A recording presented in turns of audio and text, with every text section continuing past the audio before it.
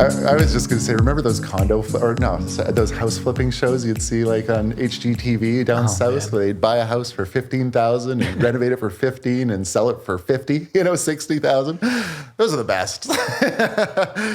There's so many little small town communities in the States where, even like buying something for $150,000, putting in $50,000, so you're into it for $200,000, and they're selling them for $300,000 or $325,000 or something like that. And people were doing like 30 or 40 of those a year. Like they had a ton of different projects going at the same time, and they'd try to be in and out of those projects in like 6 weeks.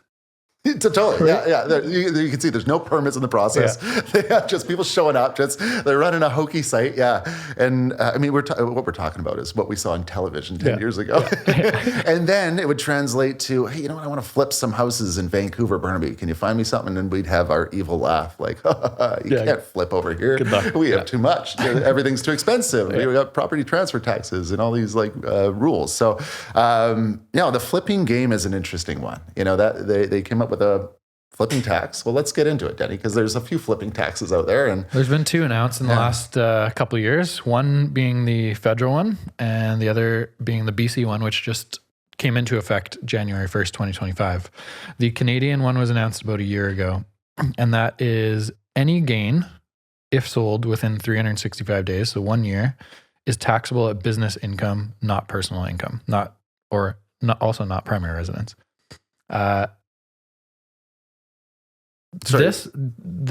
Any gain. This is Canadian. That came in a little over a year ago. Any gain. It's just treated as income tax. Is treated as income tax. Yeah. No primary residence exemption if sold within 1 calendar year. The BC one, which just came into effect a few weeks ago, January 1st, 2025, is a 2-year tax. So if sold within 1 year, you pay a 20% income tax on the lift. And then it's a sliding scale from 1 to 2 years.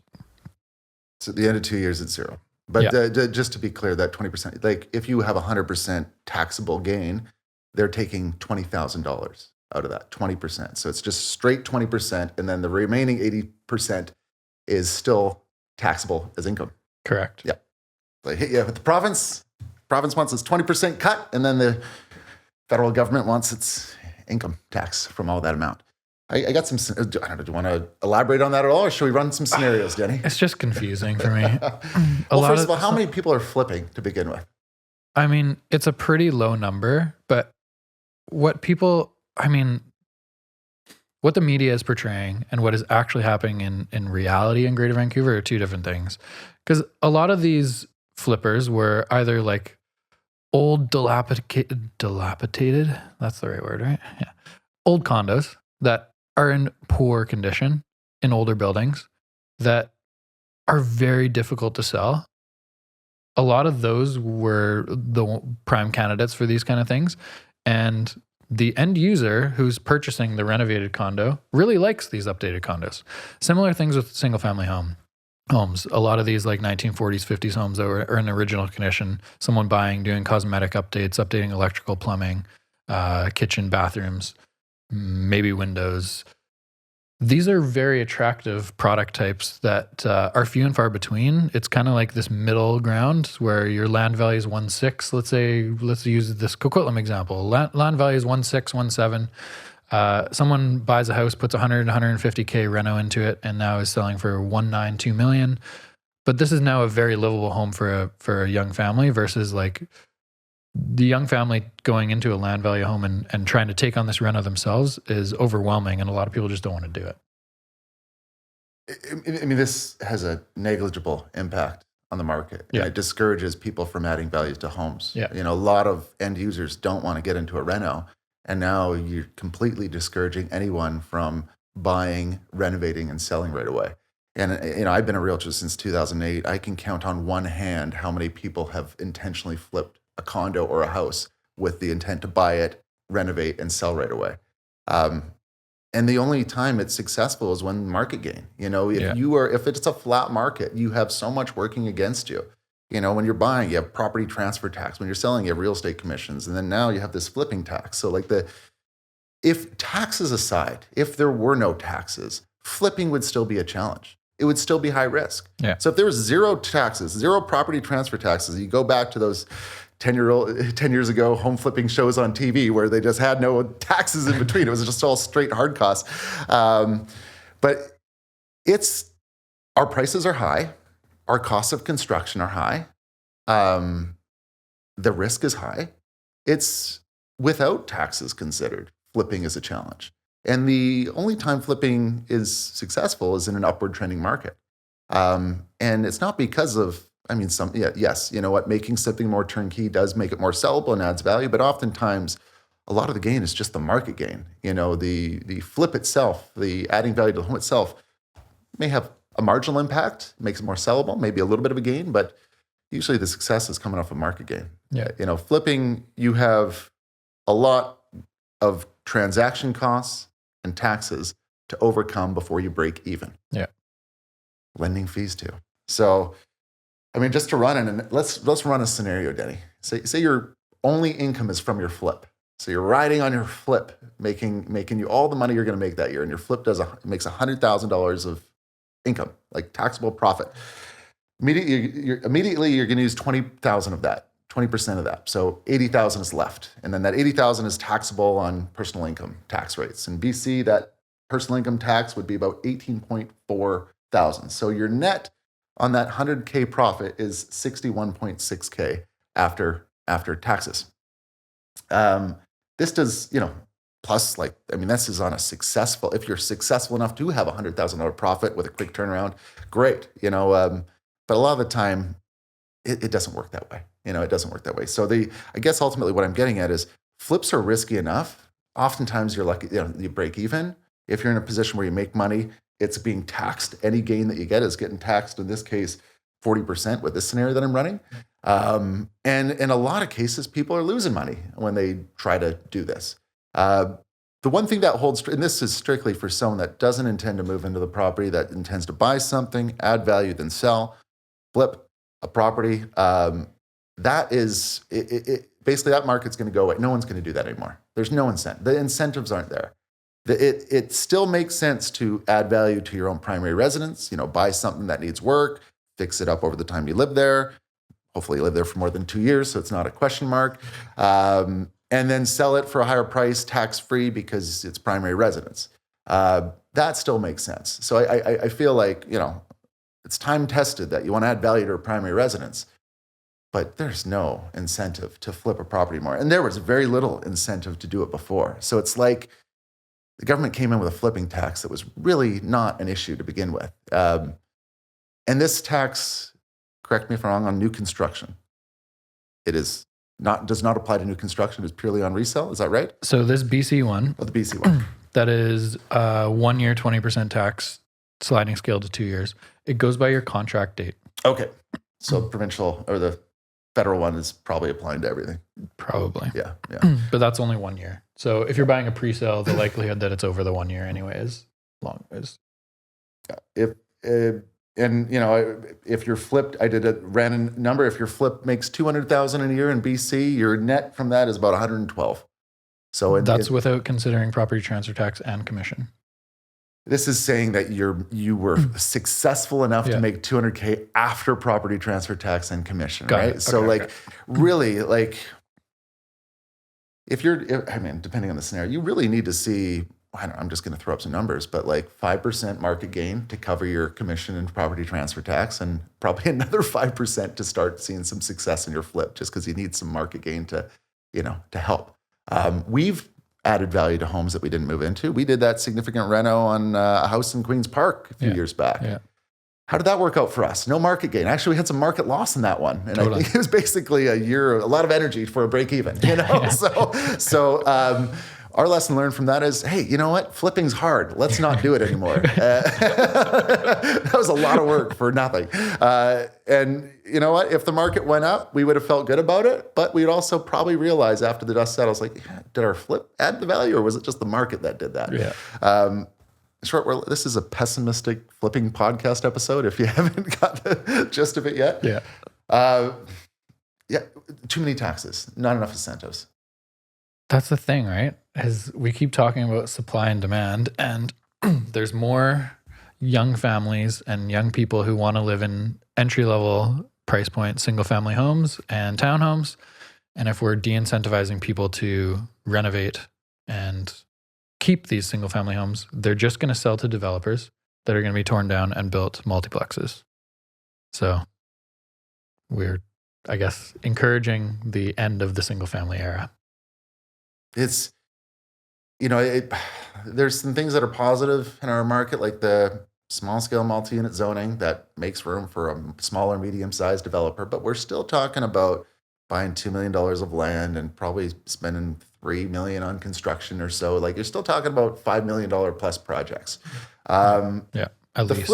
The flipping one is someone that can put maybe 20% down on a $600,000 place or $1 million place and spend another $100,000 or $200,000 to fix it up. Yeah. Your out of pocket investments a couple $100,000, not a couple million. Yeah. So you're really shutting down the entry level property value adder.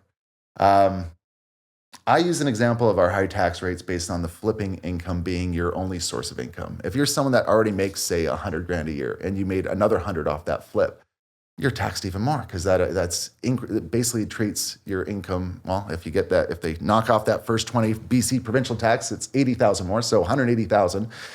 That taxable rate between 100 and 180 is high. I'm going to throw up 40%. Don't hold me to it, but you're getting taxed at a large percentage in that rate. Yeah. Good thing is, our government has a lot of CRA employees to tax you, so they're not going to miss a beat on that audit. I did a little chat GPT and just to find out exactly what. And in Canada, according to this, I think it was something in the neighborhood. The per capita CRA, the Canada Revenue Agency, has approximately one employee for every 676 residents. And to put that in perspective, to compare that to the US, the IRS has one employee for 4,049 residents. So our CRA employees are underutilized and need to find things to audit. It's basically what this says. I mean, the public sector in Canada is 22% of total employment, and in the US, it's 13.6%. But when you look at CRA specifically, 676 people of population to one CRA versus 4,049 in the US to That's one wild. IRS. It's too much. Yeah. So there needs to be some change there. Flipping tax aside, I had an interesting, let's talk about new construction for a moment, because little story that we're going to maybe hear more about in the year ahead, where in the past, there's been a lot of people that have successfully bought a pre-sale condo, made a profit, sold it for a profit. And nowadays, people are not selling it for a profit on a lot of the condos that are closing right now. So if you bought a condo in 2017, 2018, and it closes today, and you're trying to recover your deposit or part of your, maybe you're losing 5% on it, say it's $1 million 2-bedroom condo. You're trying to resell it. You bought it as an investment. It just didn't work out. You have no intent to move into it. You paid 5% GST. You don't want to be a landlord because you don't want to be a landlord. I mean, you're worried about a tenant running it down, and also the 3 months notice and the ability to sell it down the road. You lose control of your asset a little bit once you put a tenant in there. So you decide to sell it. If you sell it before occupying it, the government basically it states that you are obligated to charge, or the buyer is responsible for another 5% GST. So it used to be that years ago, if you bought a condo in pre-sale for, let's go years ago prices, for $200,000, and you paid 5% GST on that $200,000, and you sold it after it completed for $300,000, the buyer didn't have to pay any GST. There was no difference in GST paid at that transaction time. It was just, that was it. And then the government said, let's make sure we get that extra $100K gap GST. So, if you resold it without moving into it for $300,000 and you bought it for $200,000, we want to get that extra $100,000 of GST. So they which made sense. Never occupied, brand new. It's not being sold by a developer, but it is still a gain. Government gets that extra tax. Now, it's a double dip.